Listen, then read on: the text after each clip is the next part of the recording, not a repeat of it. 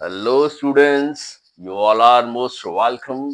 Students, अभी recently विद्या की देवी माँ सरस्वती का जो उत्सव है बसंत पंचमी मनाया गया है। उसके उपलक्ष्य में हम आप सबको बहुत बहुत शुभकामनाएं देते हैं कि आपका जो भी एग्जाम है वो सभी फर्स्ट अटेम्प्ट में ही क्रैक हो। और इसके लिए गुरुजी, गणेश भगवान और माँ सरस्वती का आशीर्वाद लेने के लिए दो तीन मंत्र पढ़ लेते हैं जिससे उनका आशीर्वाद मिले। ओम श्री गुरुवे नमः। ओम श्री गणेशाय नमः। ओम ऐं सरस्वती ऐं नमः।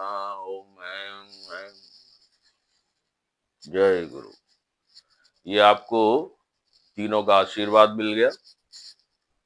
और स्टूडेंट्स, आज का जो हमारा टॉपिक है वो कूलाम्स लॉ है। और कूलाम्स लॉ क्या है, आज उसका डिस्कशन करेंगे। और उसकी दो फॉर्म होती है, स्केलर फॉर्म और वेक्टर फॉर्म, उसके बारे में बात करेंगे। कुछ न्यूमेरिकल्स कराएंगे। एज यू नो, इससे पहले वाला जो वीडियो है वो चार्जेज और उसकी प्रॉपर्टीज के बारे में था। और कूलाम्स लॉ भी चार्जेस से ही रिलेटेड है, पॉइंट चार्जेस से। तो आपका एक बार फिर बहुत बहुत स्वागत है हमारे चैनल, हमारे और आपके चैनल फिजिक्स ओम जय गुरु में। This is Krishna. So students, coulombs law यानी एक कहानी, दो लोगों के बीच की कहानी। कहानी, एक था राजा और एक थी रानी। दोनों जब खुश होते थे, मतलब खुश होते थे तो एक दूसरे को अट्रैक्ट करते थे, और जब नाराज होते थे तो रिपेल करते थे। एक दिन राजा साहब ने रानी को किसी अपरिचित व्यक्ति से बात करते हुए देखा और राजा साहब नाराज हो गए। नाराज होकर के राजा साहब ने रानी को पनिश किया कि जाइए, शाप दे दिए, जाइए आप श्रिंक हो जाएं, आपकी जो फिजिकल बॉडी है वो श्रिंक होकर के पॉइंट पॉइंट यानी सिकुड़ करके आप पॉइंट चार्ज बन जाएं। और आपका जो चंचल जो नेचर है वो स्थिर हो जाए, स्टेशनरी हो जाए। तो रानी साहिबा पॉइंट चार्ज बन गई, स्टेशनरी पॉइंट चार्ज, इस तरह से। और उनका नाम रखा गया Q1। लेकिन रानी साहिबा की कोई गलती नहीं थी, तो उन्होंने भी नाराज होकर के राजा साहब को शाप दिया, सेम टू यू राजा साहब। और राजा साहब भी श्रिंक होकर के पॉइंट चार्ज बन गए, स्टेशनरी पॉइंट चार्ज Q2। नाम राजा साहब का रखा गया Q2। और इन दोनों का जो डिस्टेंस था वो R। एक्चुअली ये तो समझाने के लिए बता रहे हैं। वैसे you know there are two point and stationary charges. So coulombs law कहानी है दो पॉइंट और स्टेशनरी चार्जेस की। ये कंपलसरी कंडीशन है कि जो चार्ज है वो बहुत छोटे होने चाहिए पॉइंट की तरह, और स्टेशनरी होने चाहिए। मूविंग चार्जेज हैं तो कूलाम्स लॉ अप्लाई नहीं होगा। ये इसकी कंडीशंस हैं। पॉइंट चार्ज होने चाहिए और स्टेशनरी होनी चाहिए।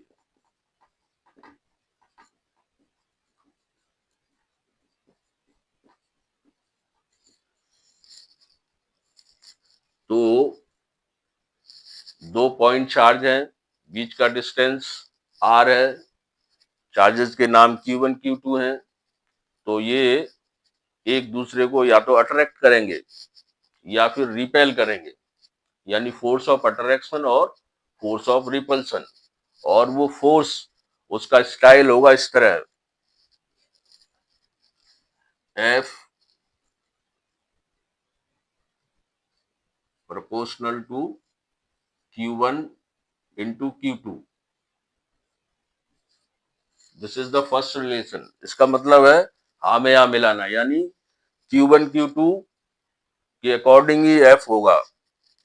F यदि Q1 Q2 यदि वैल्यू ज्यादा होगी तो F भी इंक्रीज हो जाएगा, और इनकी वैल्यू कम होगी Q1 Q2 की तो F भी डिक्रीज हो जाएगा।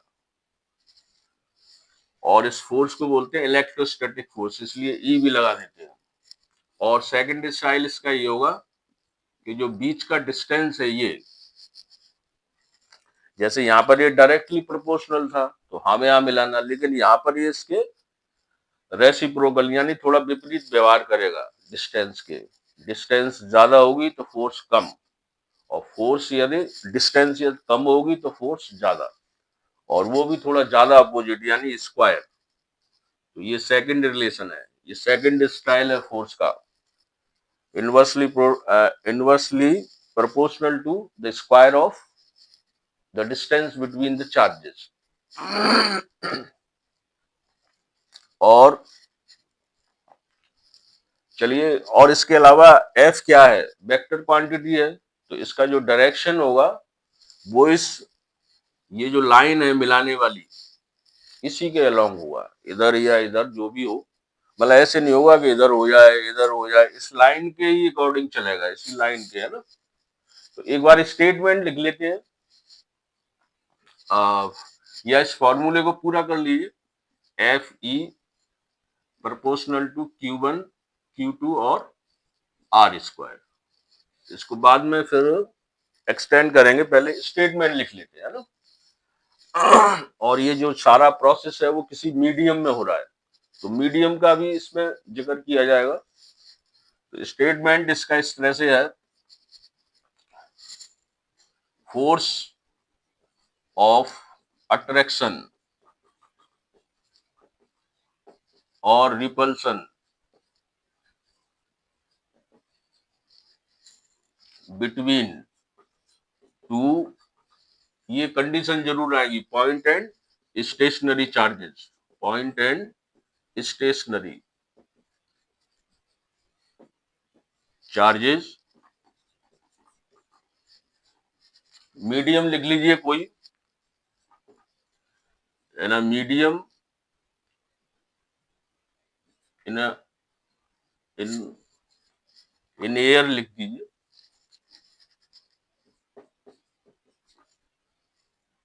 इज डायरेक्टली, ये दिया ना, ये डायरेक्टली पहला relation, directly proportional to the, ये मल्टीप्लिकेशन है दोनों चार्जेस का, तो product of two charges and inversely inversely proportional, ये सेकंड वाला, ये inversely proportional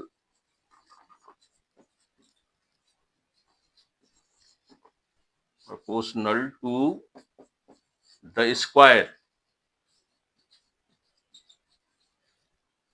of the distance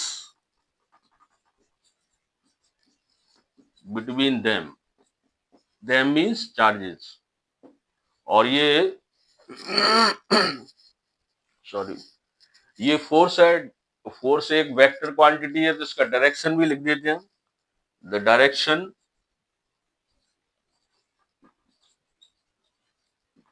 of this force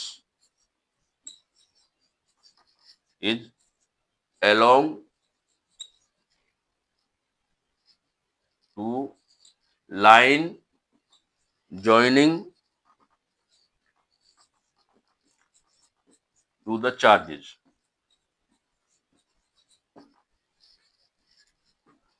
तो आपने देखा इसमें हमने वो सारी बातें लिखी हुई है कि दो फोर्स है, वो अट्रैक्शन या रिपल्सन का होगा Q1 और Q2 के बीच में, और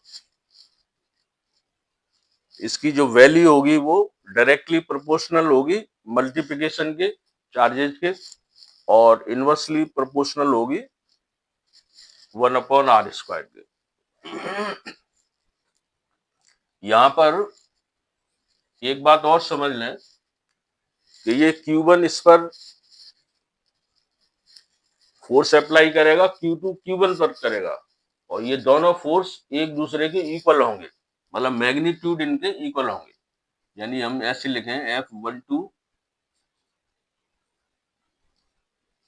is equal to F21।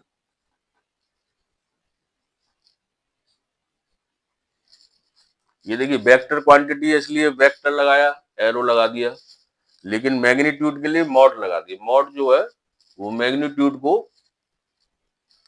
Show कर रहा है, लेकिन इनके डायरेक्शन एक दूसरे के अपोजिट होंगे।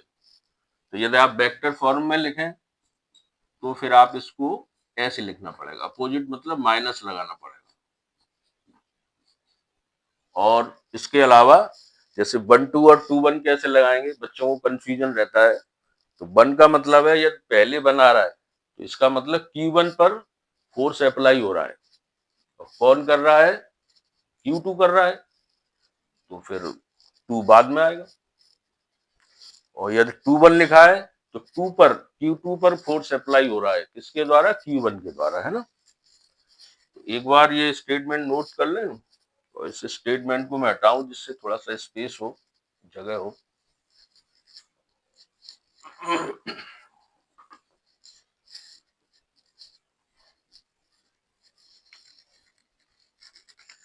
यानी हम ये बताना चाह रहे हैं कि F12 का मतलब होता है फोर्स ऑन Q1, ये पहले लिखा जाएगा ड्यू टू Q2, और F21 का आप इसी का अपोजिट कर दीजिए, या Q2 कर दो या Q1।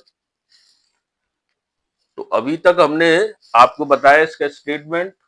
और कूलम्ब्स लॉ क्या है, 2 पॉइंट चार्जेस छोटे होने चाहिए, और इनके बीच का डिस्टेंस r, तो इनका स्टाइल ये होगा। और फॉर्मूले अब वापस यही आ जाते हैं, इसको थोड़ा सा आगे करते हैं कैसे करना है।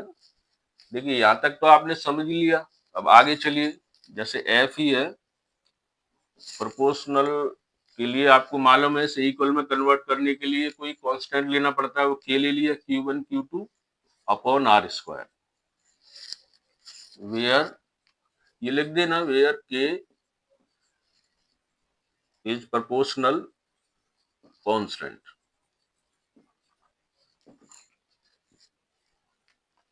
इनके यूनिट भी लगा लेते हैं, Q1 Q2 यदि कूलम में लेना है, और r जो डिस्टेंस और मीटर में लें तो F न्यूटन में होगा। यहाँ लिख दीजिए, if Q1 Q2 are in coulomb and distance r in meter, then Fe 9.0 into 10 to the power 9 Q1 Q2 upon r² Newton. अब आप ये कहोगे सर ये कहां से आ गया 9.0 into 10 to the power 9, तो वो ये आप समझ लीजिए कि ये जो Fe है इसका जो फॉर्मूला है वो इच्छाधारी नाक की तरह है, ये बार बार अपने रूप बदलेगा, मतलब बहुत सारी फॉर्म इसकी आएंगी, कभी किसी तरह कभी किसी तरह। अब जैसे कि ये आ गया, इसका मतलब क्या है, ये जो के जो लिखा था वो 9.0 इंटू 10 टू द पावर 9, ये इसकी वैल्यू होती है, ठीक है ना। और इसका यूनिट आप लिखना चाहें तो ये newton metre square upon coulomb square हो जाएगा। अब देखिए एक फॉर्म तो इसकी ये है, इसको ऐसे भी लिख सकते हैं,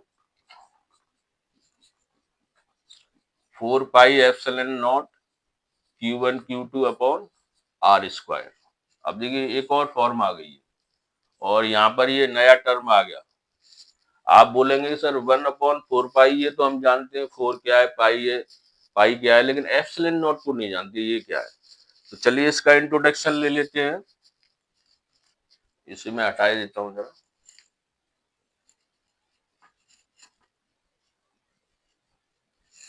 ये जो एप्सिलॉन नॉट है,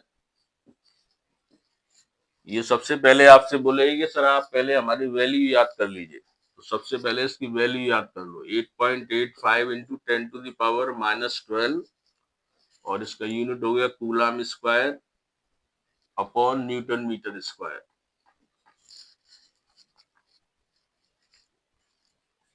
ये क्या है? Epsilon naught. इसको बोलते हैं permittivity of free space. Permittivity of free space. अब ये फ्री स्पेस क्या है, परमिटिविटी क्या है? देखिए, फ्री स्पेस एक मीडियम है। जब किसी का एकदम से खाली आप कर दें वैक्यूम टाइप, तो फ्री स्पेस है। और परमिटिविटी का मतलब है, ऐसे मानिए कि कोई भी मीडियम, मीडियम तो डिफरेंट हो सकते हैं, एयर हो सकता है, फ्री स्पेस हो सकता है, डाइइलेक्ट्रिक मीडियम हो सकता है। डाइइलेक्ट्रिक से मतलब इंसुलेटर टाइप, एकदम जस्ट इंसुलेटर जैसा तो नहीं होता, लेकिन काफी उसकी प्रॉपर्टीज मिलती हैं, या नॉन कंडक्टर कह सकते हो। तो मीडियम डिफरेंट होंगे, तो हर मीडियम का अपनी अपनी कैपेबिलिटी है। इस बात की कैपेबिलिटी कि वो कितना इलेक्ट्रिक फील्ड एडॉप्ट कर सकता है। मान लीजिए जैसे एयर है, उसने कहा भाई हम इतना इलेक्ट्रिक फील्ड है, आप हम में से पास हो जाइए। पास होने से मतलब इलेक्ट्रिक फील्ड क्या है, इलेक्ट्रिक फील्ड लाइन से ही उनका निर्माण हो रहा है। इलेक्ट्रिक फील्ड में इलेक्ट्रिक फील्ड लाइंस होती है। तो इसी तरह से कोई दूसरा मीडियम है, तो उसकी कैपेबिलिटी ज्यादा हो सकती है। जैसे मान लीजिए मैं भोजन करता हूँ, तो मेरे कैपेबिलिटी है मैं 2 चपाती खाता हूँ, कोई रेसलर है मान लीजिए 10 चपाती खाता है, तो वो उसके ग्रहण करने की कैपेबिलिटी है भाई। तो सिमिलरली एप्सिलॉन नॉट क्या है, परमिटिविटी ऑफ फ्री स्पेस। यानी फ्री स्पेस के लिए यहाँ पर ये बोला गया है कि जो, हाँ वैसे डिफरेंट मीडियम की बात यहाँ नहीं है, ये तो समझाने के लिए बताया है। इसमें तो हमने पर्टिकुलर ये लिख दिया ना, और इसकी वैल्यू फिक्स कर दी। तो वो जो मैंने अभी कहा कि डिफरेंट मीडियम, यानी अलग अलग मीडियम है, और इलेक्ट्रिक फील्ड को ग्रहण करने की जो क्षमता है, जिसको वैद्युतशीलता कहें आप, कैपेबिलिटी, तो वो समझाने के लिए। लेकिन यहाँ पर ये परमिटिविटी है फ्री स्पेस के लिए, है ना, और इसकी वैल्यू ये है। तो ये इसका एक फॉर्म हो गया।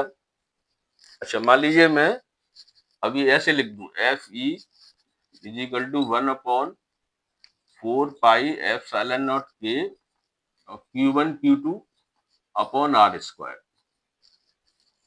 आप बोलोगे सर ये तो वही लिखा हुआ है, लेकिन नहीं, गौर से आप देखें तो यहाँ पर के नहीं था, हमने के लगा दिया यहाँ पर। आप बोलोगे सर के तो पहले भी था।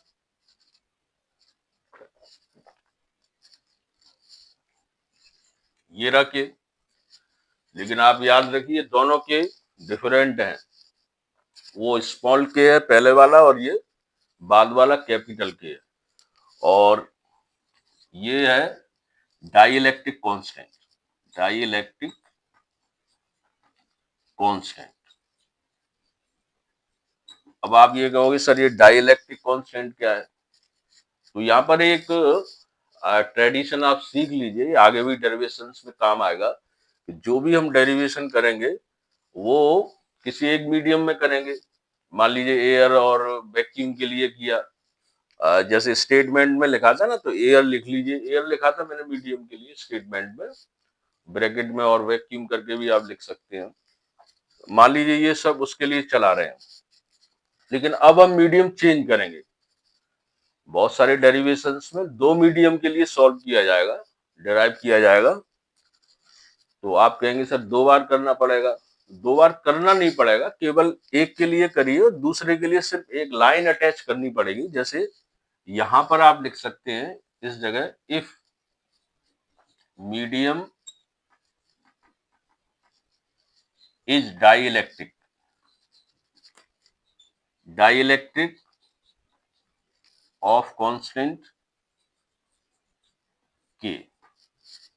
डाइलेक्ट्रिक मीडियम से मतलब है जैसे ग्लास है, पेपर है, मैंने भी बताया ना जैसे इंसुलेटर टाइप का ही होता है। 100% इंसुलेटर नहीं कह सकते, लेकिन बहुत सारी प्रॉपर्टी उसकी मिलती हैं। तो अब यहाँ तक हम एयर के लिए कर रहे थे, यहाँ पर अचानक हमने कहा कि भाई अब इस सिस्टम को हम मान लीजिए डाइलेक्ट्रिक मीडियम के लिए करें, तो फिर क्या है उसमें आपको केवल ये के इसमें अटैच हो जाएगा और ये एक लाइन आ जाएगी। क्लियर हुआ ना? अच्छा, इसको ये जरूरी नहीं है कि पहले आप एयर और उस वैक्यूम के लिए करें, पहले आप डाइलेक्ट्रिक के लिए भी कर सकते हैं। मान लीजिए शुरू में डाइलेक्ट्रिक के लिए करा आपने, तो बाद में आप एक लाइन एयर और वैक्यूम के लिए लिख सकते हैं। और उस लाइन को लिखने में क्या करना पड़ेगा, जैसे मान लीजिए यदि आप यहां से चलते हैं ना, तो ये के शुरू में ही आ जाता है यहाँ पर, और यहाँ पर आप देख रहे हो के यहाँ पर है, यहाँ नहीं है, इसका मतलब के की वैल्यू 1 है। एयर और वैक्यूम के लिए अप्रोक्स 1 होती है, यानी के की जो वैल्यू है वो चेंज होती रहती है हर मीडियम के लिए। एक बार इसको समझा देते हैं के को।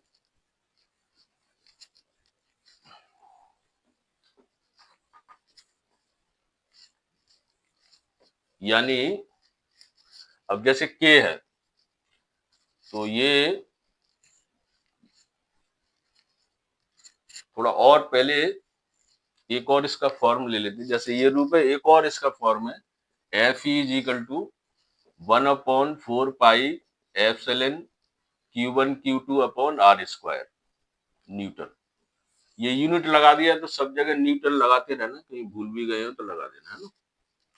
अच्छा, अब आप ये कहोगे सर ये तो एक ही लिखा हुआ है, लेकिन नहीं, ये भी दोनों में भी डिफरेंस है। यहाँ पर एप्सिलॉन नॉट के है और यहाँ पर एप्सिलॉन है, यानी यहाँ एप्सिलॉन नॉट के की जगह हमने एप्सिलॉन लिख दिया। तो अब आप कहोगे एप्सिलॉन क्या है, तो एप्सिलॉन को बोलते हैं एब्सोल्यूट परमिटिविटी।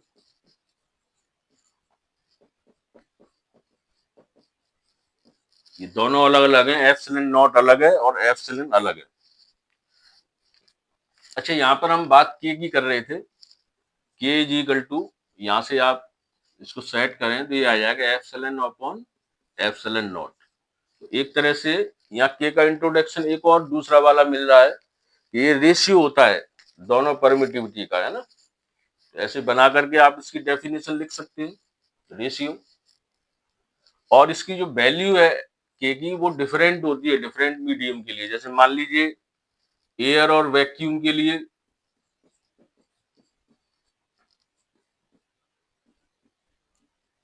1 होती है, तो 1 आप यहाँ रखेंगे तो ये के हट जाएगा, तो वही पुराना फॉर्मूला आ जाएगा विदाउट के वाला। अब जैसे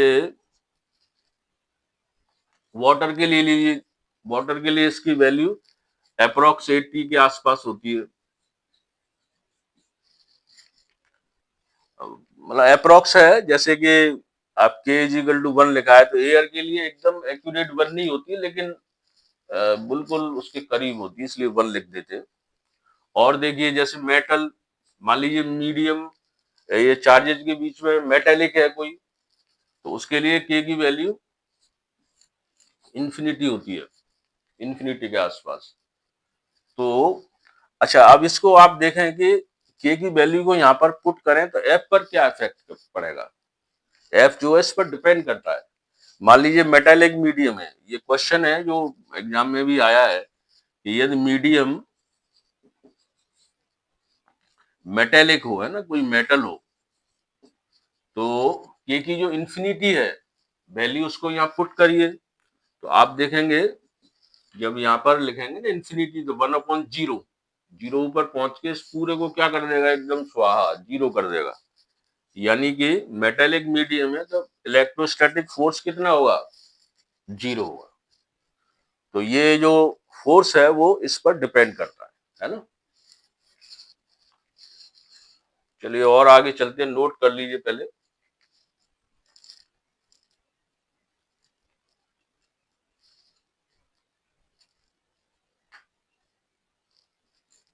ये फॉर्मूले के बेस पर ये लगभग कंप्लीट हो गया। इसके बाद में इसकी कुछ प्रॉपर्टी वगैरह लेंगे, नोट कर लीजिए।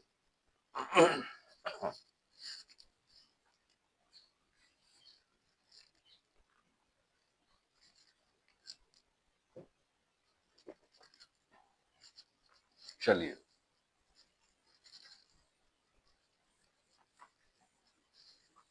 अच्छा एक बात आपको और याद रखनी पड़ेगी, जैसे कूलाम्स लॉ है ना, इसका हमने एक वीडियो और बनाया है। देखिए यहाँ पर लिखा है स्केलर फॉर्म और वेक्टर फॉर्म, यानी वेक्टर फॉर्म में बच्चे थोड़े से कंफ्यूज होते हैं, और आप ये भी याद रखिए आगे जितने भी डेरिवेशंस आएंगे ना, बहुत सारे डेरिवेशंस में वेक्टर फॉर्म आपको निकालनी पड़ेगी। और एग्जाम में भी जब क्वेश्चन आता है तो वेक्टर फॉर्म को लास्ट में एक लाइन लिख देते हैं कि भाई ये ड्राइव करिए, फिर लास्ट में लाइन लिखी होगी वेक्टर फॉर्म से रिलेटेड होती है। तो बच्चे क्या करते हैं, उसको रट लेते हैं, लेकिन उसके कॉन्सेप्ट उनकी समझ में नहीं आते। तो इसलिए वेक्टर फॉर्म के लिए हमने एक अलग वीडियो बनाया है, और यहाँ पर थोड़ी बहुत जानकारी देके आप ये समझ लीजिए स्केलर फॉर्म हम निकाल रहे हैं। यानी स्केलर फॉर्म के लिए आपको इस तरह से करना पड़ेगा, ये मॉड लगाना पड़ेगा ना, मॉड लगा देना आप। मॉड से क्या है, ये मैग्नीट्यूड वाली बात हो रही है, जैसे इसको ऐसे लिखे ना, तो ऐसे आप मॉड लगा दीजिए। ये मैंने शुरू में लाइन भी लिखाई थी, ये स्केलर फॉर्म वाली लाइन है, जैसे F12 लिखाया था, तो आप ऐसे ये वेक्टर है, इसको लगा दोगे तो ये मॉड लगा दोगे तो ये स्केलर फॉर्म हो गई, इस तरह से F21। तो ये सभी जगह आप ये मॉड लगा लेना स्केलर फॉर्म के लिए। और वेक्टर फॉर्म लिखे ना, तो इस तरह से आप लिख सकते हैं, यही फॉर्मूला है, मान लीजिए Q1 Q2 upon R square. अभी ये यदि इस तरह से लिखा है तो इसमें कहीं भी वेक्टर यानी डायरेक्शन का कोई जिक्र नहीं है इसमें, देखिए ध्यान से, ये सिर्फ मैग्नीट्यूड लिखा है। इसको वेक्टर बनाना है तो आप यहाँ पर यूनिट वेक्टर लगा दीजिए। यूनिट वेक्टर ये सिंबल होता है क्योंकि यूनिट वेक्टर डायरेक्शन को शो करने के काम में आता है ना, इस तरह से इसकी वेक्टर फॉर्म लिख सकते हैं। अब इसकी जो है कुछ टर्म्स कंडीशन लिखे लेते हैं, कुछ इंपॉर्टेंट फैक्ट्स।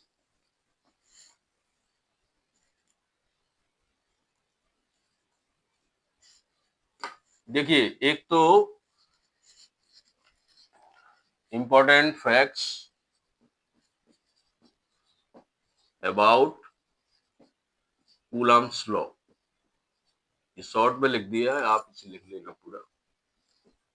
जैसे पहला, इसके सिमिलर एक फॉर्मूला है, आप 11th क्लास में जाएंगे, उसमें ग्रेविटेशन नाम का एक चैप्टर है, और उसमें जैसा कि आपको पता है ग्रेविटेशन पर न्यूटन ने बहुत काम किया था, तो न्यूटन ने एक ग्रेविटेशनल लॉ वाला फॉर्मूला दिया है, वो आपको याद होगा, F G is equal to G m1 m2 upon R square.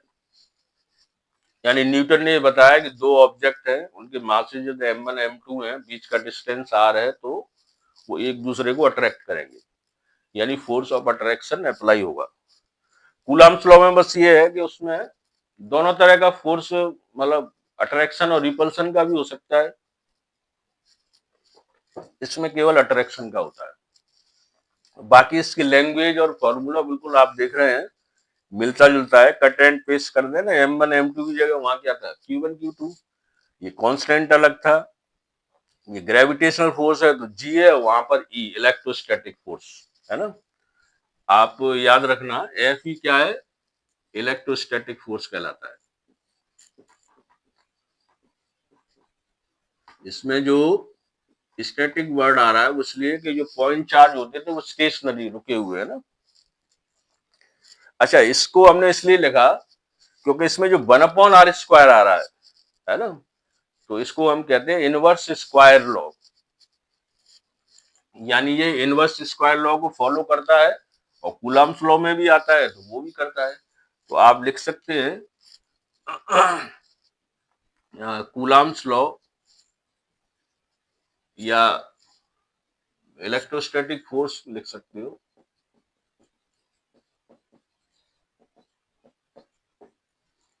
Coulomb's law follows inverse square law as Newton's gravitational law.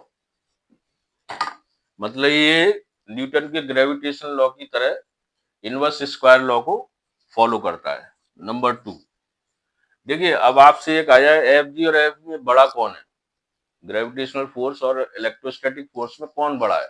तो एक एग्जांपल ले सकते हैं, मान लीजिए जैसे करंट किसी को लगा है, तो करंट कोई अच्छा एक्सपीरियंस नहीं होता, कोई नहीं चाहेगा कि मुझे बार बार करंट लगे, तो फील होता है। जबकि ग्रेविटेशनल फोर्स तो हर समय लगा हुआ है, आप बैठे इस समय भी लगा है, मैं खड़ा हूं मुझ पर भी लग रहा है, लेकिन वो फील नहीं होता। इसका मतलब ग्रेविटेशनल फोर्स छोटा होता है, बहुत बहुत कम होता है इसके कंपैरिजन में।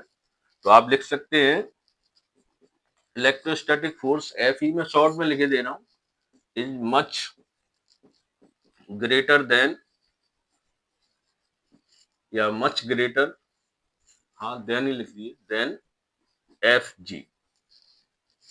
एग्जाम्पल ले लीजिए, जैसे मान लीजिए दो इलेक्ट्रॉन है, बिटवीन टू इलेक्ट्रॉन, तो जब दो इलेक्ट्रॉन के बीच में आप ग्रेविटेशनल फोर्स और ये इलेक्ट्रोस्टैटिक फोर्स निकालेंगे, तो दोनों में बहुत अंतर आएगा। यानी कि ये इस तरह से आएगा, आप कैलकुलेट करके निकालोगे तो ये इतना आएगा, मतलब ऑर्डर उसका ये हुआ, ये नंबर आएगा कोई, वो कैलकुलेशन के थ्रू आप कर लेना। यानी कि कितना ज्यादा है ये इससे, 42 जीरो लगाइए तो कितना हो जाएगा। ऐसे ही मान लीजिए प्रोटॉन के बीच में करना है, तो आप जब कैलकुलेट करेंगे तो यहाँ 36 आएगा, बाकी सब ऐसे लिख देना आप। तो मतलब ये बताया है कि दो इलेक्ट्रॉन है या दो प्रोटॉन है, उनके बीच लगने वाला जो फोर्स है, तो ग्रेविटेशनल और इलेक्ट्रोस्टैटिक फोर्स में बहुत ज्यादा डिफरेंस होता है, ये एफ ही बहुत बड़ा होता है।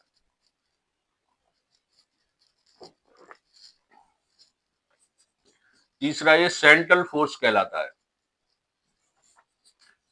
मैंने इसमें स्टेटमेंट में लिखाया था ना, the direction of the forces is line joining along to the line joining the charges. यानी जो लाइन है उसके ये अलोंग है, ये ऐसे नहीं है कि यूं हो जाए फोर्स, यूं हो जाए, इसका डायरेक्शन इधर आएगा इधर आएगा, है ना, तो वो सेंट्रल फोर्स कहलाता है। और कूलम्ब्स लॉ बड़े डिस्टेंसेस के लिए भी अप्लाई होता है, छोटे डिस्टेंसेस के लिए होता है। छोटे में जैसे मॉलिक्यूल है, तो एटम और एटम से मिला करके बनेगा, इनके बीच में भी ये अप्लाई होता है कूलम्ब्स लॉ। एटम के लिए देखें तो एटम में भी अंदर ये एक एटम, जैसे होता है ना, एटम की रीडिंग क्या है, मेजरमेंट आता है उसका -11 मीटर ऑर्डर का होता है, वहां पर भी अप्लाई होता है। इवन ये न्यूक्लियस के अंदर भी अप्लाई होता है। जबकि न्यूक्लियस के अंदर की जो मेजरमेंट आप करोगे,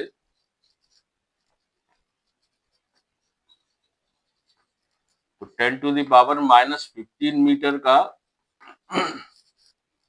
ऑर्डर होता है, लेकिन वहां भी अप्लाई होता है। अब जैसे कुछ बच्चे ये क्वेश्चन पूछते हैं कि सर न्यूक्लियस के अंदर ये अप्लाई होता है, मान लीजिए तो प्रोटॉन प्रोटॉन है, तो वो तो रिपेल करनी चाहिए। यानी कि इसमें ये कंडीशन है कि जो लाइक चार्जेज हैं वो रिपेल करेंगे, ये तो पहले से आप जानते हैं। तो प्रोटॉन प्रोटॉन रिपेल करेंगे, तो बाउंडेड कैसे रहते हैं न्यूक्लियस के अंदर, तो उसका रीजन ये है कि न्यूक्लियस के अंदर एक न्यूक्लियर फोर्स और होता है, और वो न्यूक्लियर फोर्स इससे बहुत ज्यादा होता है। ये जो आपका कूलम्ब्स लॉ का जो इलेक्ट्रोस्टैटिक फोर्स है, नेग्लेजिबल हो जाता है उसके सामने। तो इसका रिपल्सन इतना काम में नहीं आता जितना कि उनका अट्रैक्शन न्यूक्लियर फोर्स का, वो बहुत स्ट्रांग होते हैं। चलिए ये सब हटा देते हैं। अब जो है कुछ न्यूमेरिकल्स कर लेते हैं। न्यूमेरिकल जैसा आप जानते हैं, हम इजी न्यूमेरिकल्स जो होते हैं ना, सीधे सीधे, उनको तो लेंगे नहीं हम, हमारा नियम है ये। जिससे बच्चों को अच्छी प्रैक्टिस हो। ऐसे नहीं है कि फॉर्मूला है, रीडिंग रखेंगे और तुरंत आ गया, नहीं, थोड़ा सा उसमें ट्विस्ट होना चाहिए।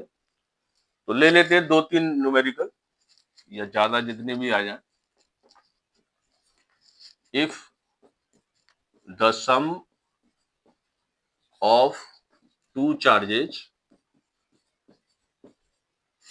Is 9 microcoulomb, repel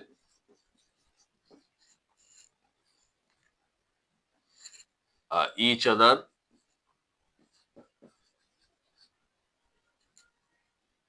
with the force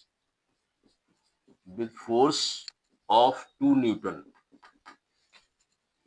kept 30 centimeter apart. Calculate the value of charges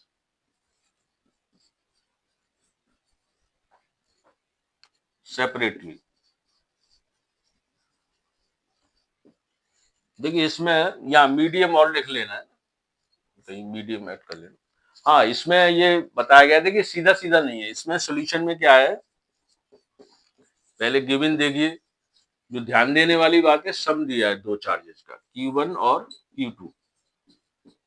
ये 9 माइक्रो कूलम है, इनको आप कूलम में चेंज करें तो ये आ जाएगा 6 कूलम, है ना, 9 इंटू 10⁻⁻6 कूलम। इसमें Q1 Q2 की वैल्यू दी नहीं है, बल्कि उन्होंने कहा आप निकालिए, calculate the value of charges, है ना, सेपरेटली Q1 और Q2। और क्या दिया है, ये फोर्स दिया है F, जो F हम निकालते थे इसमें दे दिया है पहले से 2 न्यूटन, और डिस्टेंस दिया है 30 सेंटीमीटर।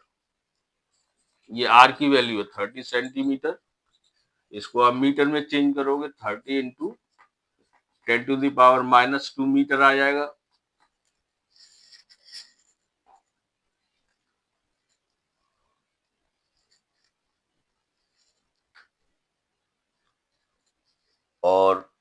और इसको लिखा, ऐसे भी लिख सकते हैं, -3 मीटर, -1 आएगा, -1। जरूरी नहीं है आप इसको ऐसे ही लिखा लेने दीजिए। हाँ, अब ये आप जो है इसमें फॉर्मूला अप्लाई करिए, मैं इसको थोड़ा हटा ही देता हूँ। देखिए फॉर्मूला है Fe इज इक्वल टू के Q1 Q2 upon R square. Fe की वैल्यू 2 न्यूटन दी है, के फिक्स होता है 9 इंटू 10⁻9, Q1 Q2 को तो निकालना है, और R है आपका 30 इंटू 10⁻⁻2 और स्क्वायर। तो यहां से Q1 Q2 की वैल्यू हम निकाल सकते हैं, ये आ जाएगा 2 इंटू, इसको आप इधर ले जाइए तो ये, मैं इसका स्क्वायर भी ओपन किए दे रहा हूं, 10⁻⁻4, है ना, अपॉन 9 इंटू 10⁻9, ये नीचे आ जाएगा, है ना।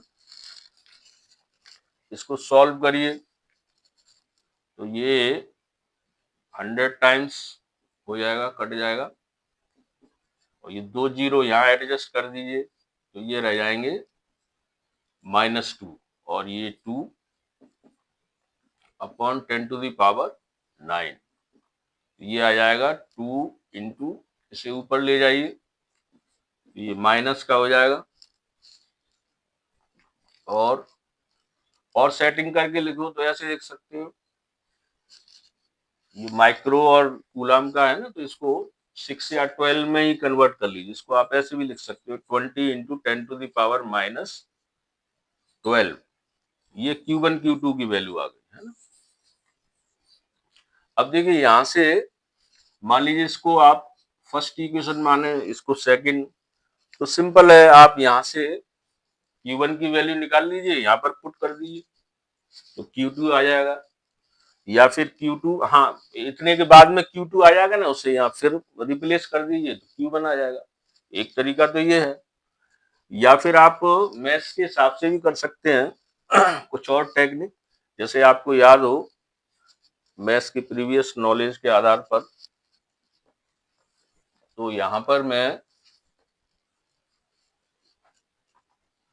ऐसे लिख सकता हूं, जैसे ये दिया है ना, जैसे Q1 और Q2, ये वैल्यू दी है 9 इंटू 10⁻⁻6 कूलम, है ना।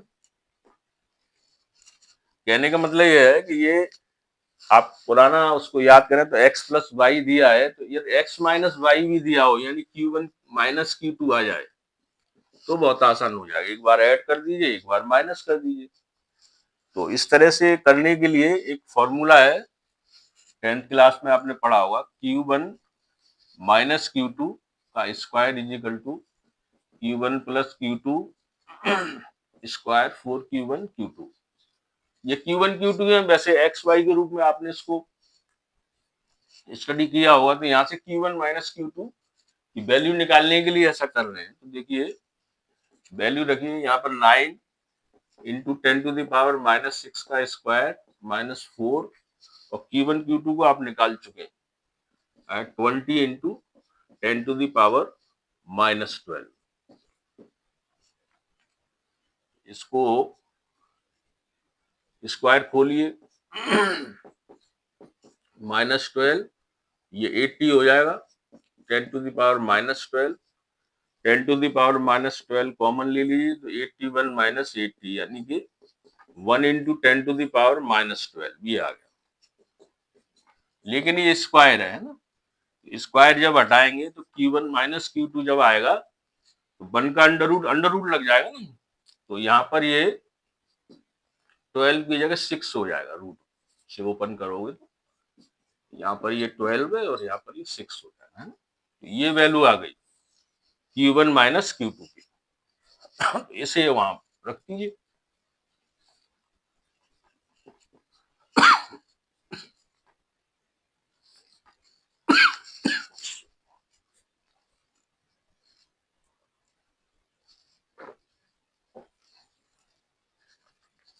अब ये बहुत आसान हो गया, ये x प्लस वाई और x माइनस वाई वाली फॉर्म आ गई। एक बार ऐड कर दीजिए इक्वेशंस को, एक बार माइनस कर दीजिए, दोनों की वैल्यू आ जाएगी।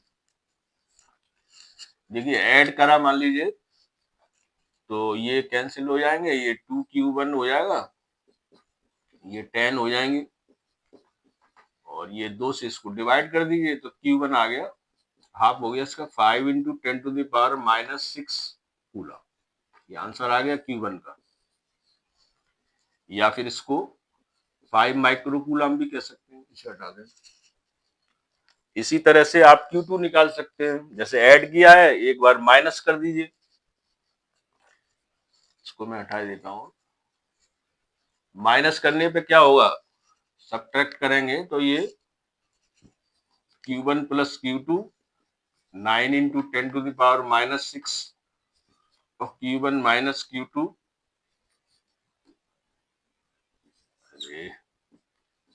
1 इंटू 10⁻⁻6। सब्ट्रैक्ट करेंगे तो आप जानते हैं साइन चेंज हो जाते हैं, ये प्लस हो जाएगा माइनस, और ये प्लस की जगह माइनस, और यहाँ माइनस, तो ये दोनों कैंसिल आउट होंगे, तो 2Q2 इज इक्वल टू ये माइनस होकर के 8 आ जाएगा, और 2 से डिवाइड करोगे तो ये Q2 is equal to 4 into 10⁻⁻6 coulomb, या फिर 4 माइक्रो कूलम है। तो ये जो है Q2 की वैल्यू आ गई, और ये इन्होंने पूछा था, तो आपने देखा कि काफी इजी है, थोड़ा सा ही ट्विस्ट है इसमें। चलिए नेक्स्ट क्वेश्चन लेते हैं।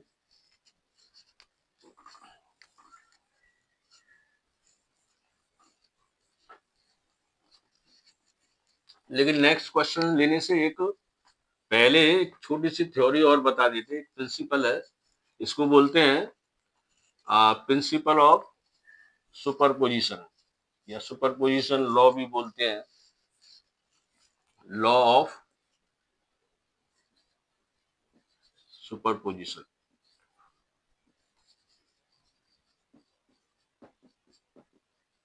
या प्रिंसिपल बोल दीजिए, कुछ भी बोल दीजिए, सुपरपोजिशन प्रिंसिपल।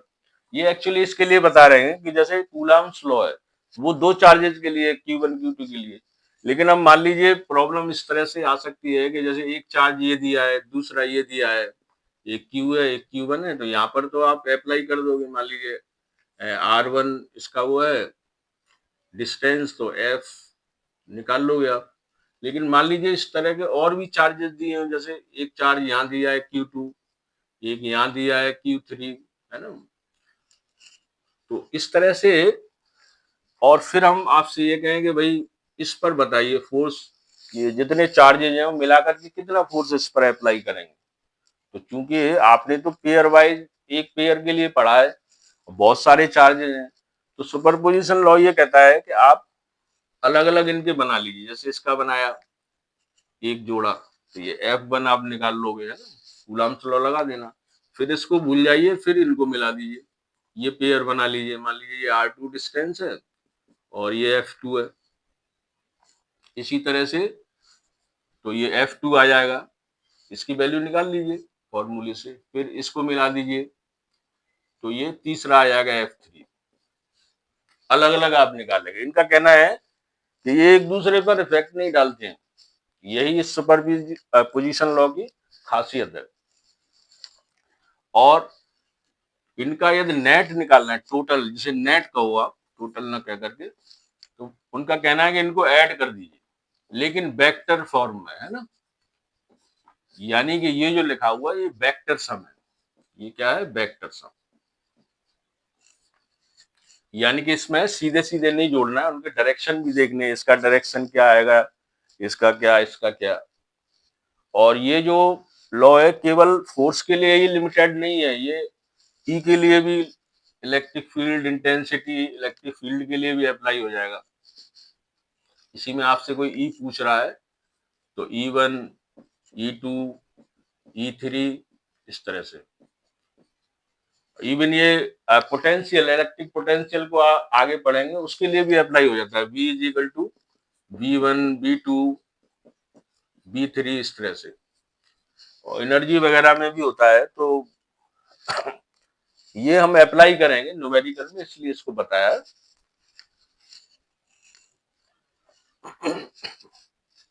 चलिए न्यूमेरिकल लेते हैं नेक्स्ट। न्यूमेरिकल है, there are 4 charges, there are 4 charges, 4 point charges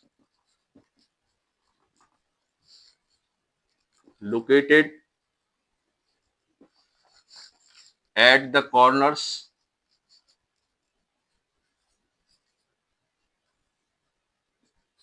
of a square।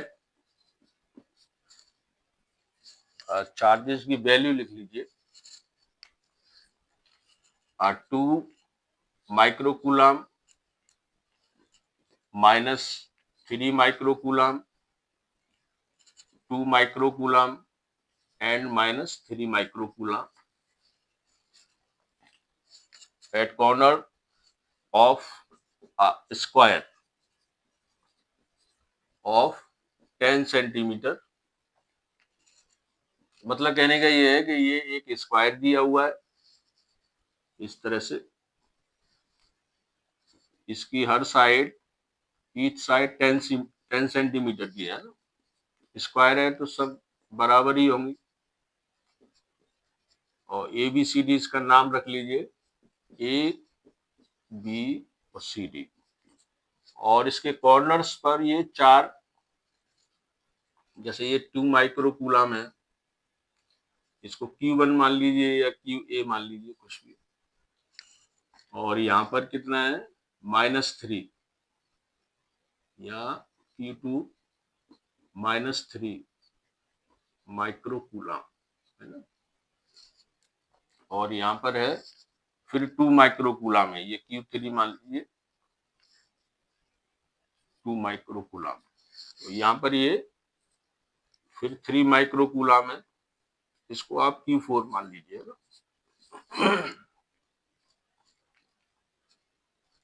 थोड़ी सी राइटिंग वैसी हो गई। चलो। ये V है, ये Q2 -3 माइक्रो कूलम है। इस तरह आप समझ गए होंगे वैसे क्या लिखना। हाँ भाई, अब जो है ये कह रहे हैं फाइंड आउट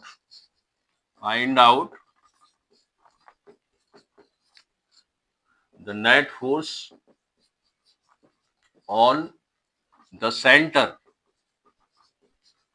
ऑफ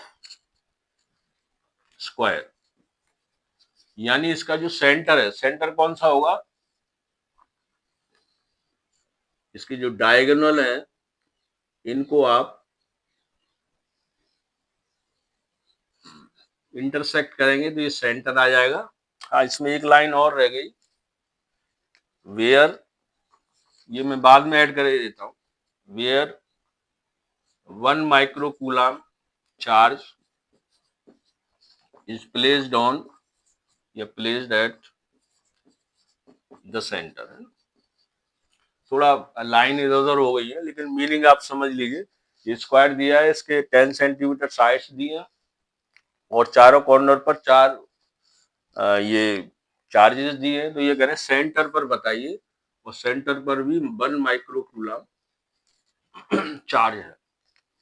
यानी कि ये जो है, इसको आप क्यू मान लीजिए, ये जो चार्ज है इस पर ये सारे चार्जेस जो फोर्स अप्लाई करेंगे वो फोर्स हमें नेट फोर्स बताना है।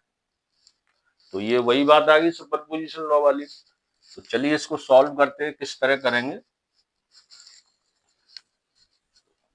तो एक बात तो आप क्लियर समझ ही गए होंगे कि जैसे Q1 है, मान लीजिए इसने F1 लगाया फोर्स, है ना, इस वाले चार्ज ने, और इस वाले ने लगाया F2,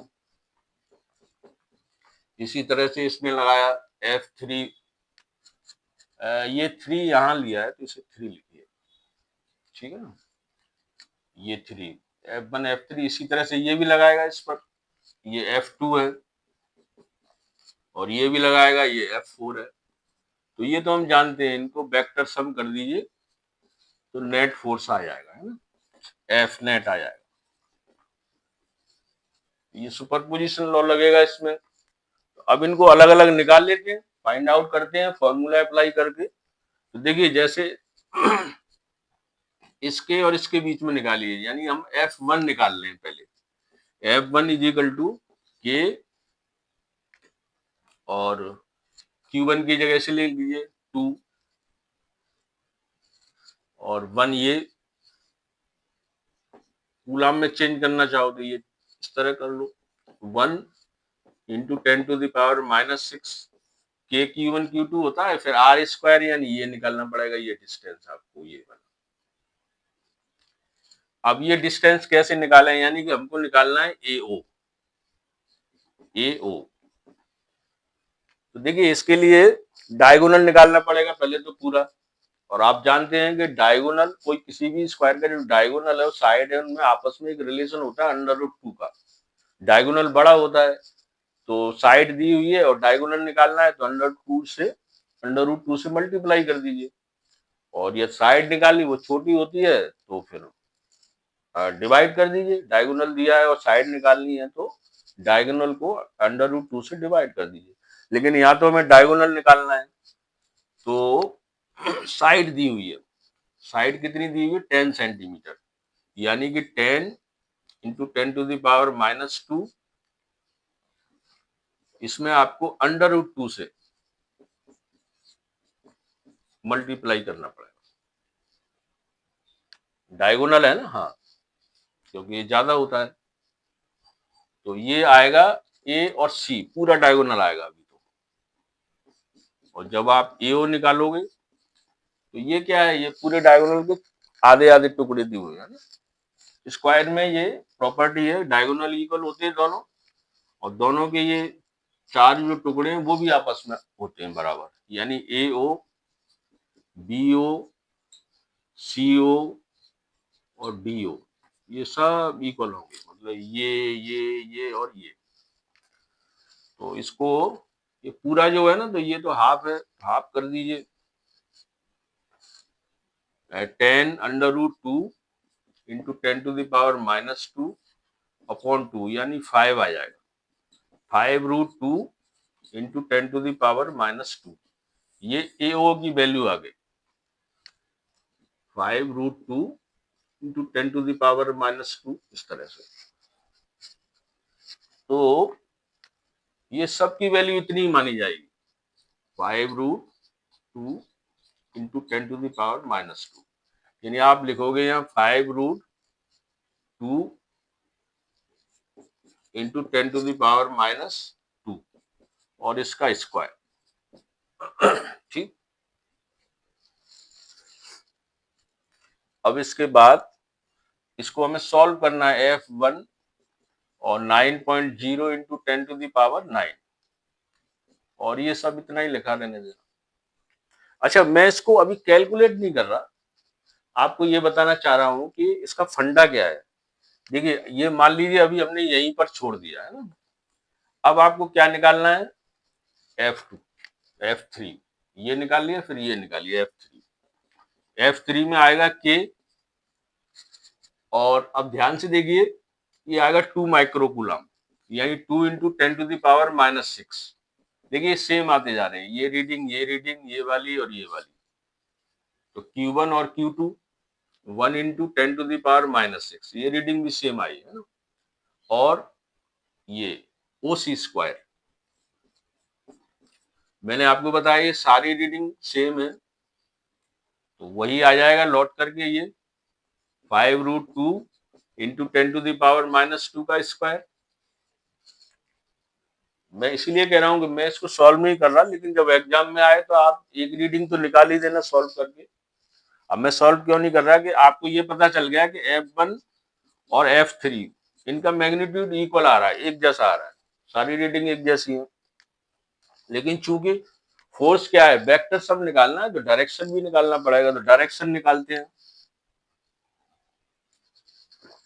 देखिए ये दोनों पॉजिटिव है, तो ये इस पर फोर्स अप्लाई करेगा, इसको रिपेल करेगा, अपने से दूर भगाएगा, भाई दूर जाओ। तो ये आपका हो गया F1। ठीक।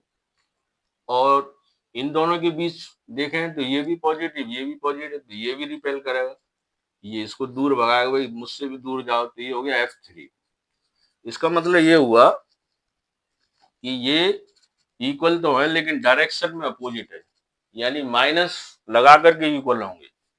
यानी जब आप यहां रखोगे तो F1 दोनों इक्वल हैं, तो इनको आप F1 लिखो, F3 की जगह F1 लिख सकते हो।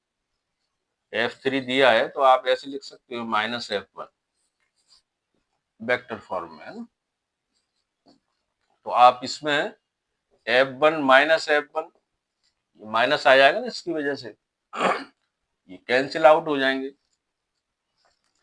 इसका मतलब इन दोनों का जो रिजल्टेंट निकला वो 0 हो गया, तो ये तो हो गया 0। अब रह गया F2 और F4। तो आप जब इनको सॉल्व करोगे तो इनमें भी ऐसा ही आएगा, दोनों इक्वल आएंगे और ऑपोजिट आएंगे। एक बार थोड़ा सा शो करने के लिए दिखा देते हैं, वैसे अब आप अपने आप भी कर सकते हो। जैसे अब आपने F2 निकाला, ये F1, ये F3 और F2, तो F2 निकालिए तो K आएगा और Q1 की जगह आएगा -3। माइनस लगाने की जरूरत नहीं, तो नेचर है 3 इंटू 10⁻⁻6, और ये तो इतना ही है 1, और स्क्वायर यानी ये BO², ये मैं पहले ही बता चुका हूँ, ये सब आपस में इक्वल है, यानी वही आएगा 5√2 इंटू 10⁻⁻2 का स्क्वायर। अब इसके बाद F4 निकालिए, ये वाला, ये चार्ज इस पर जो लगाएगा वो F4 होगा। के देखिए इसमें ये इतनी है 3 माइक्रोकूलम, ये माइनस कर दिया हुआ है, तो 3 इंटू 10⁻⁻6 इंटू 1, तो ये कॉमन है, 1 इंटू 10⁻⁻6, और ये DO², चूंकि ये इक्वल है तो वही रीडिंग आ जाएगी। तो मैं यहाँ सॉल्व नहीं कर रहा हूं, केवल फंडा सीख लीजिए। ये दोनों के मैग्नीट्यूड भी बराबर आ गए, ठीक है ना, सारी रीडिंग सेम है। देखिए इसमें भी के आ रहा है, इसमें भी के, इसमें भी यही आ रहा है, इसमें भी ये, इसमें भी वन, इसमें भी वन, ये सब सेम है। लेकिन यहाँ भी डायरेक्शन अपोजिट होंगे, क्योंकि ये नेगेटिव है, ये पॉजिटिव है, तो ये जब फोर्स लगाएगा तो अट्रैक्ट करेगा, भाई हमारे पास आइए, इस तरह से। तो ये आपका हो जाएगा F2। और इधर ये भी इसको अट्रैक्ट करेगा, क्योंकि ये नेगेटिव है, ये पॉजिटिव, अनलाइक चार्जेस हो गए ना। तो ये इस तरह से हो जाएगा F4, यानी कि डायरेक्शन इनके अपोजिट हो जाएंगे। तो वही फंडा आप लिख सकते हो, F2 is equal to minus F4।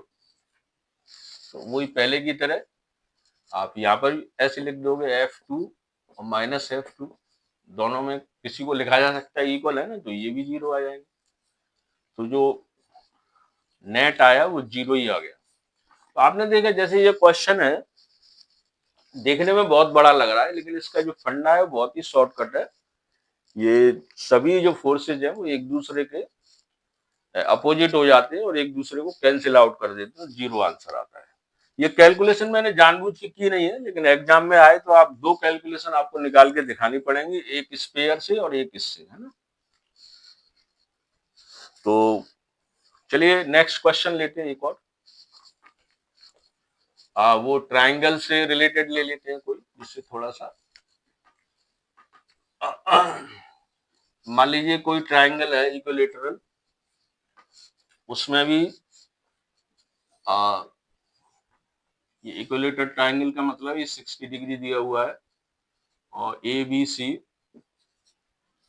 और क्यू चार्जेज हैं इस पर, तीनों कॉर्नर पर, है ना। और ये कहते हैं इसके सेंट्रोइड पर, सेंट्रोइड कहते हैं यहाँ से आप परपेंडिकुलर डालिए तो इसको दो पार्ट्स में डिवाइड करेगा। अच्छा, ये साइड इसकी एल दी हुई है, इसको आप एम पॉइंट मान लीजिए, तो ये पूरा एल है, तो ये L/2 हो जाएगा। हाँ, मैं सेंट्रोइड को बता रहा था, तो प्रीवियस नॉलेज के बेस पर आपने ज्योमेट्री में पढ़ा होगा कि इसी तरह से आप यहाँ से परपेंडिकुलर डालिए तो ये भी बाइसेक्ट करेगा, और यहाँ से भी डालिए तो ये भी बाइसेक्ट करेगा, और ये ओ जो पॉइंट आएगा ये सेंट्रोइड हो गया, है ना। तो इस पर इन्होंने बताया है, जैसे ये चार्ज है, यहाँ पर भी चार्ज मान लीजिए क्यू, तो ये चार्ज इस पर फोर्स अप्लाई करेगा, ये भी करेगा, ये भी करेगा, तो नेट फोर्स यहाँ भी निकालना है ना। अब लैंग्वेज तो लिख लेना जैसे पहले लिखी थी। There are 3 charges, 3-point charges of q coulomb each at the corners of an equilateral triangle. Find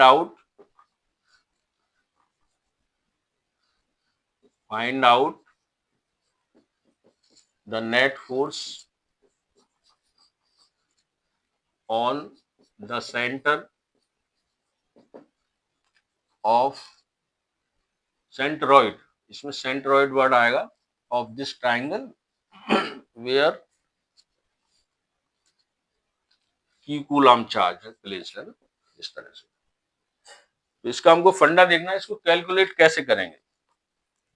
तो देखिए F1 F2 F3 निकालेंगे, जैसे इसके लिए F1 ये जो लगाएगा, ये लगाएगा F2 और F3, तो ये तीन फोर्स आपको निकालने हैं। तो आपको जब F नेट निकालना है तो आपको F1 F2 और F3 निकालने पड़ेंगे, और इनका वेक्टर सम। तो देखिए इसमें मान लीजिए पहला ये F1 है, तो ये पॉजिटिव है, ये भी पॉजिटिव है, तो ये F1 इस तरह से लगेगा, ये F1,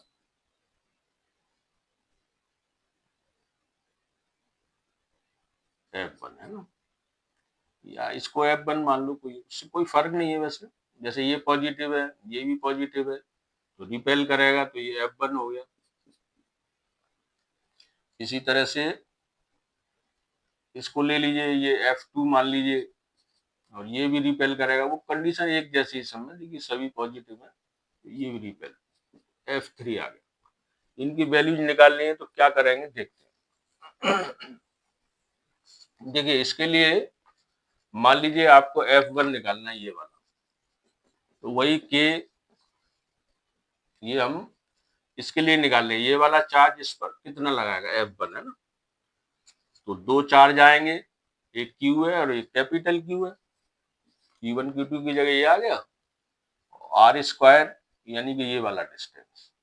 अब आप ये देखिए कि ये डिस्टेंस हम कैसे निकालेंगे। इसमें सबसे पहले तो ये समझिए, समझाने के लिए ये वाला ले लेते हैं, या ये मान के चलिए कि ये जो लाइन है तो आपने परपेंडिकुलर डाली है, जैसे ए एम है या फिर बी एल है, इसका पॉइंट के नाम रखने पड़ेंगे, बी पी रख लिया है इस तरह से, यानी ये लाइन ये लाइन ये लाइन है ना।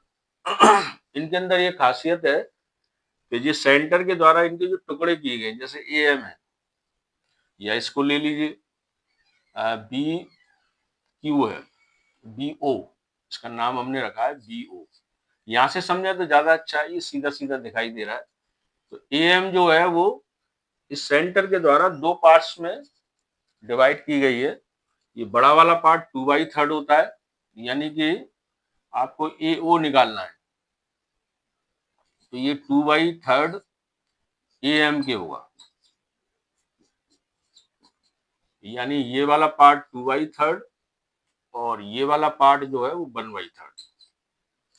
दो टुकड़े है ना, ये 2/3 ऑफ दिस लाइन और this is 1/3 of this line. छोटा वाला टुकड़ा 1/3। लेकिन ये तो तब निकलेंगे ना जब पूरी लाइन पता हो। तो पूरी लाइन पता करने के लिए आप ये ट्राइंगल ले लीजिए, ये बड़ा वाला है ना, A M C, in triangle A M C है ना, इस तरह से आ जाएगा ना। ये एल दिया हुआ है और ये ए एम है, ए एम तो हमको पता करना है, और ये सी है, ये L/2 है, और ये एंगल 60 डिग्री है, ये इक्विलेटरल है तो ये 60 डिग्री है। मान लीजिए ए एम निकालना है तो आप साइन थीटा का फॉर्मूला लगा सकते हैं, A M sine theta is equal to sine 60 is equal to A M upon L. तो ए एम आ जाएगा एल साइन 60 डिग्री है, साइन 60 डिग्री की वैल्यू होती है √3/2। तो ये ए एम की वैल्यू आ गई इतने की है ना। अब मान लीजिए आपको ये पार्ट निकालना है ए ओ, तो ए ओ है ए एम का 2/3, ए एम की वैल्यू है L√3/2 और 2/3, यानी कि 2 से 2 कैंसिल, √3 से √3, तो ये L/√3 आ जाएगा। ये हमने ये निकाला ए ओ, और ये समझिए ये सब इक्वल हैं, ये बड़े टुकड़े आपस में इक्वल है, छोटे भी आपस में इक्वल है। तो बड़ा वाला टुकड़ा जो आ गया जिसकी हमें जरूरत पड़ रही थी यहाँ पर, यानी ए ओ बी ओ और सी ओ, ये सब इक्वल है, ए ओ बी ओ और सी ओ ये इक्वल है, और वैल्यू आ रही है L/√3। तो ये वैल्यू आप यहाँ पर पुट कर दोगे, यानी हम निकाल क्या रहे थे, पहला फोर्स निकाल लेते F1, यानी ये जो चार्ज है Q वो इस कैपिटल Q पर कितना फोर्स अप्लाई करेगा। तो कूलम्ब्स लॉ लगाया तो K आया, Q1 की जगह Q, Q2 की जगह कैपिटल Q, और नीचे आएगा R, R square. R square का मतलब इन दोनों के बीच का डिस्टेंस, यानी कि बी ओ स्क्वायर। तो वो कितना निकाला हमने, L/√3, इसका स्क्वायर, स्क्वायर ऊपर चला जाएगा, K ये 3 हो जाएगा, और Q इंटू Q, और L आ जाएगा L²। ये F1 आ गया। अब देखिए यहाँ पर भी मैं एक तरह से कैलकुलेशन नहीं कर रहा हूँ, केवल फंडा समझा रहा हूँ। ये 3 आप यहाँ लिख दीजिए सेट करके, ये मैं फंडा ये समझा रहा हूं कि F2 निकालिए या F3 निकालिए। अभी ये F1 हो गया, F3 निकालिए। देखिए फॉर्मूला लगेगा K, Q1 की जगह Q, ये सब Q है और ये वाला तो कॉमन है ही Q, और अपॉन ये डिस्टेंस है ना CO, ये ट्राइंगल था ना ABC, तो CO का स्क्वायर। तो मैं जो आपको समझाना चाह रहा हूं वो ये, यहाँ पर हमने अभी बताया है कि ये जो बड़े टुकड़े हैं सब आपस में बराबर हैं, तो वैल्यू तो उतनी आएगी L अपॉन √3 का स्क्वायर। तो ये वापस लौट के यही आ जाएगा। देखो ध्यान से, K इसमें आ रहा था, K इसमें भी है, Q इसमें भी है, कैपिटल कैपिटल, और ये वैल्यू इक्वल है ही, तो ये बिल्कुल इसके इक्वल आ जाएगी, यानी कि 3KQ upon L square.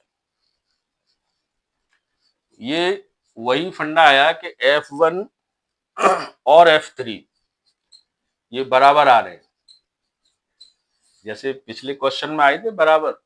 Direction की बाद में बात करेंगे क्योंकि ये अलग तरह से डायरेक्शन आ रहे हैं। देखिए एक का डायरेक्शन F1 का ऐसे आ रहा है, इसका ऐसे आ रहा है, तो ये बाद में सेट करेंगे, पहले मैग्नीट्यूड समझ लें ना।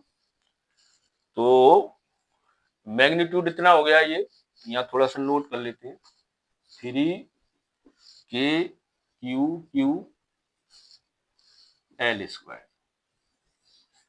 कोई सिंपल इसमें F मान लीजिए, इसको ऐसे, ये वैल्यू हम याद रखेंगे जिससे आगे काम आए। इसके बाद एक और रह गया इसमें, और वो कौन सा रह गया, मतलब ये वाला आ गया, ये वाला आ गया, ये वाला रह गया है ना F2। F2 को आप चाहे तो निकालें तो वो भी इतना ही आएगा। F2 आप निकालेंगे तो K आएगा और Q आएगा, और ये कॉमन है कैपिटल Q, और ये डिस्टेंस आएगा तो वो डिस्टेंस AO स्क्वायर, तो ये बराबर है ही L/√3 का स्क्वायर है ना, तो ये भी उतना ही आएगा। Q यहाँ 3 आ जाएगा, यहाँ L स्क्वायर आ जाएगा, इस तरह से। चलिए ये मैग्नीट्यूड तो सबके इक्वल आ गए है ना, यानी F1, F2 और F3 ये तीनों जो इनके मैग्नीट्यूड है फोर्सेस के वो इक्वल आ रहे हैं, लेकिन इनके डायरेक्शन का फैसला करना पड़ेगा क्योंकि हमें नेट फोर्स जो निकालना है इसका वेक्टर सम होगा। तो देखिए इनके डायरेक्शन के हिसाब से ये फिगर बना लीजिए, एक इधर एक इधर और एक इधर है ना, ये इस तरह से। तो ये F1, ये F3 और ये F2 इस तरह से। तो एक शॉर्टकट तरीका तो ये है कि ये इक्विलिब्रियम पोजीशन है। जैसे मान लीजिए दो फोर्सेज है, कोई रस्सी है, मान लीजिए कुछ लोग इधर से खींच रहे हैं और इधर से, और दोनों बराबर ताकत से खींच रहे हैं, बल से खींच रहे हैं, तो क्या है, नेट जीरो हो जाएगा, नेट फोर्स। ये इक्विलिब्रियम कंडीशन कहलाती है पोजीशन। इसी तरह से यहाँ पर है, ये तीन फोर्सेज अप्लाई हो रहे हैं, तीनों इक्वल हैं, तो ये इनका जो रिजल्टेंट है नेट फोर्स वो जीरो आएगा। या फिर और तरीके से समझ लीजिए, जब इनको ट्राइंगल में सेट करेंगे ना तो ये इस तरह से आएंगे, ABC है ना।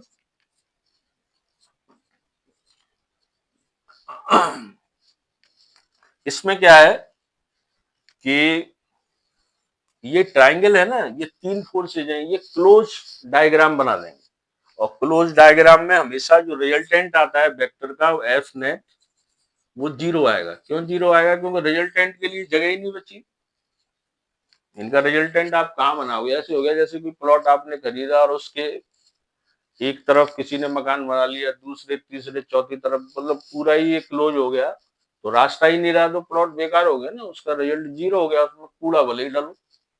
तो ऐसे ही ये है, इस तरह ट्राइंगल बना करके आप सेट कर सकते हो। ट्राइंगल वही बनाना है, लॉ ऑफ ट्राइंगल होता है ना एडिशन का, उससे आप सेट कर सकते हो। तो उस तरह एफ नेट जीरो हो जाएगा।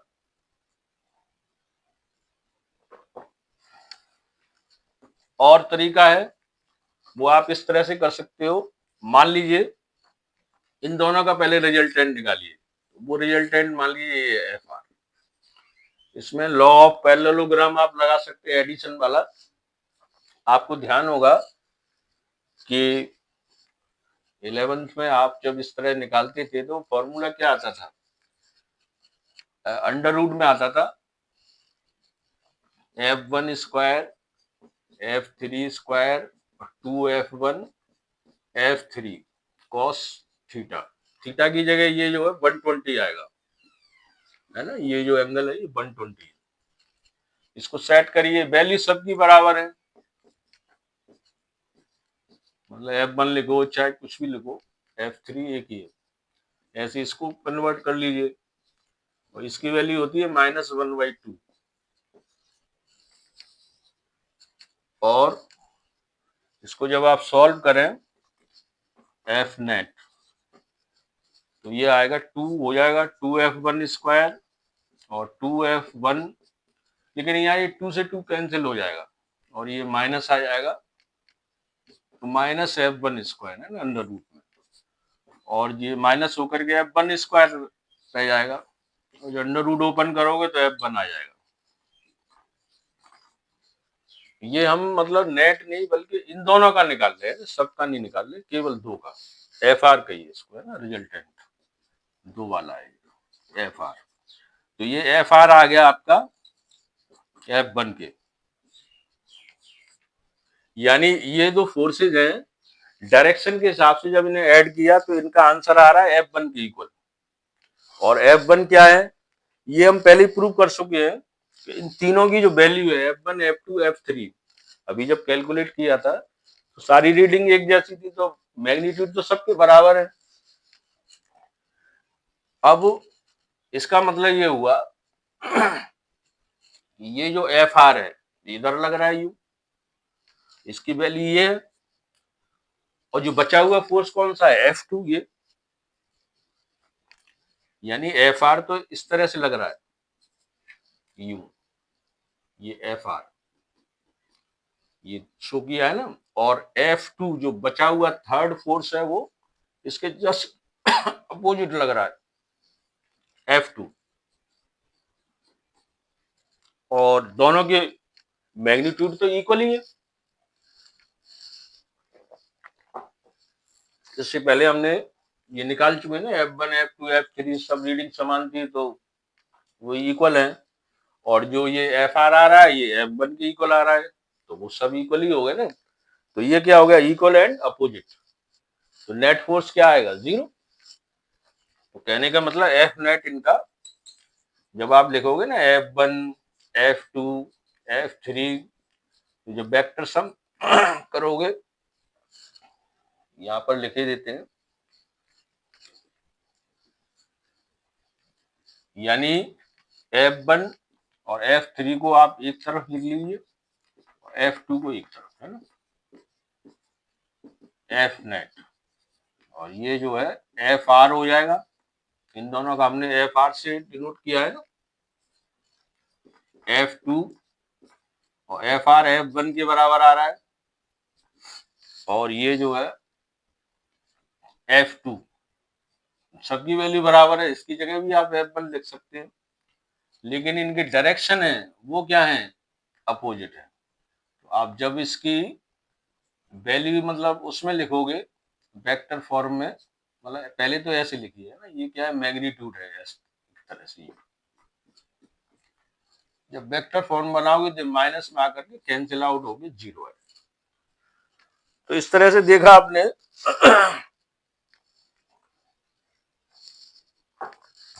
इतना काफी है, आपने मेरी बातों को बहुत ध्यान से सुना। Thank you for watching me. ओम जय गुरु।